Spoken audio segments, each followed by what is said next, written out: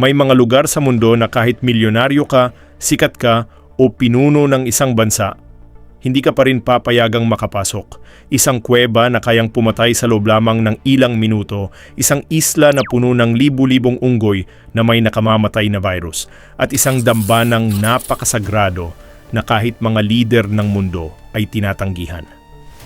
Ano nga ba ang tunay na itinatago ng mga lugar na ito? Alamin natin.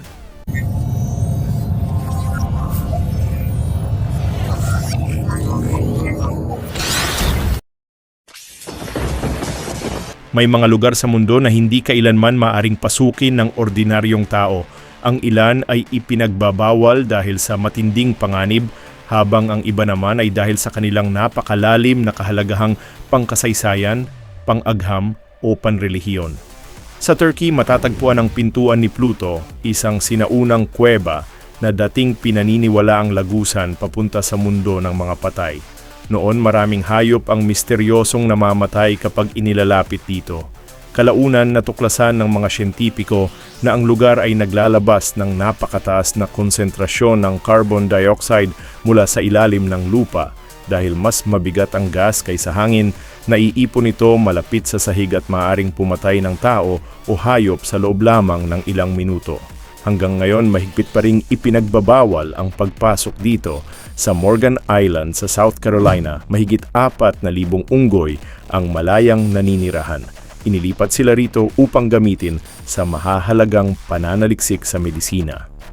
Marami sa kanila ang may dalang herpes B virus na halos walang epekto sa mga unggoy, ngunit maaring maging nakamamatay sa tao kapag naipasa sa pamamagitan ng kagat o kalmot. Dahil dito, mahigpit na binabantayan ang isla at walang sino mang pinapayagang bumisita. Sa Japan naman matatagpuan ang Ise-Grand Shrine, ang pinakabanal na dambana ng bansa. Dito umano nakatago ang maalamat na sagradong salamin ng pamilya ng emperador. Tanging ang emperador at piling mga pari lamang ang maaring makapasok sa pinakaloob ng dambana. Isang natatanging tradisyon din ang ginagawa rito. Tuwing ika-20 taon ay muling itinatayo ang buong dambana upang mapanatiling buhay ang sinaunang paraan ng paggawa nito. Isa rin sa mga pinakakakaibang lugar ang Varosha sa Cyprus. Dati itong tanyag na resort city na dinarayo ng mga sikat na personalidad. Ngunit nang sumiklab ang digmaan noong 1974, biglang iniwan ng lahat ng residente ang lungsod. Hanggang ngayon, nananatili itong abandonado at mistulang isang lungsod na huminto ang oras. Sa ilalim ng Morgan Library sa New York ay may isang lihim na vault na naglalaman ng ilan sa pinakamahahalagang manuskrito, sinaunang aklat, at mga dokumentong pangkasaysayan sa mundo. Napakahigpit ng seguridad rito at ilang curator lamang ang may pahintulot na makapasok. Sa Yokohama, Japan, naroon ang lumang Negishi Grandstand, isang makasaysayang gusali na halos wasak na dahil sa paglipas ng panahon. Delikado itong pasukin dahil sa nabubulok na mga sahig na kalalasong dumi ng ibon at mga bukas na elevator shaft, kaya mahigpit itong binabantayan. Sa baybayin ng England naman matatagpuan ang Monselsea Forts, mga higanteng tore na itinayo noong ikalawang digmaang pandaigdig. Dahil sa matinding kalawang at pagkasira ng mga estruktura, ipinagbabawal na ang pag-akyat o pagpasok sa mga ito. Samantala, naging tanyag ang Gonjiam Psychiatric Hospital sa South Korea dahil sa mga nakakatakot na alamat tungkol sa mga multo at misteryosong pagkamatay. Bagamat isinara ito dahil sa mga problemang pinansyal at kalaunan ay giniba, nananatiling ipinagbabawal ang lugar upang maiwasan ang mga aksidente. Sa Willard Asylum sa New York, natagpuan ang mahigit 400 maleta ng mga dating pasyente na hindi na muling nakauwi. Ang mga gamit na ito ay nananatiling protektado bilang bahagi ng kasaysayan at upang mapangalagaan ang pribadong buhay ng mga dating nanirahan doon. Sa Germany naman, ang Bilitz Heilstatten Sanatorium ay dating ospital para sa mga sundalo at pasyenteng may tuberculosis.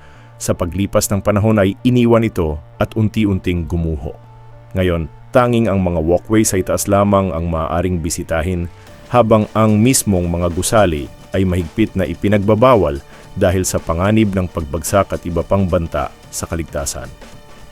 Sa huli, ipinapakita ng mga lugar na ito na hindi lahat ng misteryo ay gawa-gawa lamang. Ang ilan ay may siyentipikong paliwanag, ang iba ay may malalim na kasaysayan, at ang iba na may nananatiling sagrado o napakadelikado. Kaya naman hanggang ngayon, ang mga ito ay nananatiling kabilang sa mga pinakaipinagbabawal na lugar sa buong mundo na patuloy na nagpapukaw ng kuryosidad ng mga tao. Hanggang ngayon, marami sa mga lugar na ito ang nananatiling sarado sa publiko. Ang ilan ay dahil sa matinding panganib, ang iba naman ay dahil sa sagradong tradisyon o mga lihim na hindi pa rin lubusang nauunawaan. Isang bagay ang tiyak, hindi lahat ng lugar sa mundo ay ginawa upang pasukin ng tao.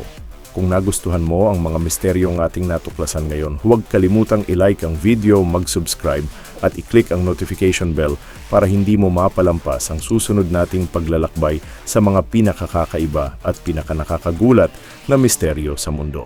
Hanggang sa susunod, ingat at patuloy tayong tumuklas ng kaalaman.